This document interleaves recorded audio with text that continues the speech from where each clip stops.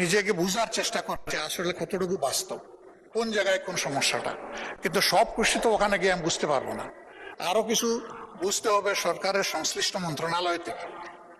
আপনি বিবৃতির কথা বলেছেন, তিনি যে বিবৃতি দিয়েছেন আমি বাস্তবের সাথে এর কোনো মিল খুঁজে পাইনি।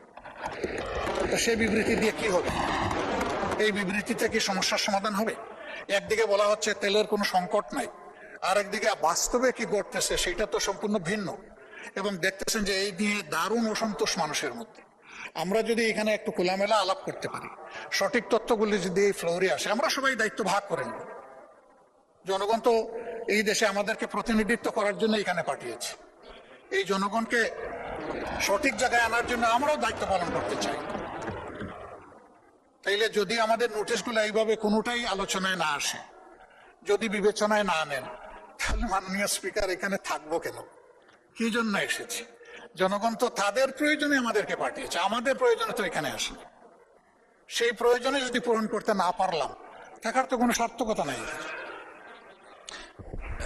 এই সংসদে আমরা প্রত্যেকটি সেকেন্ড ব্যয় করতেছি, এর পিছনে জনগণের রেভিনিউ তো খরচ হচ্ছে।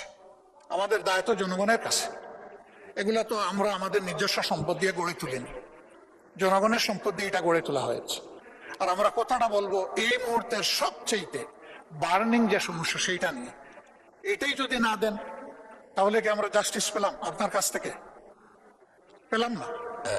মাননীয় নেতা, যদি আমি অনুরোধ করবো যে এইভাবে নোটিশটা নিষ্পত্তি না করে, আপনি আজকে না করেন, একদিন পরে হোক, 2 দিন পরে হোক, বিষয়টা আলোচনার জন্য ফিক্স আপ করেন এবং তখন মুলতবি করে এটা আলোচনা করেন।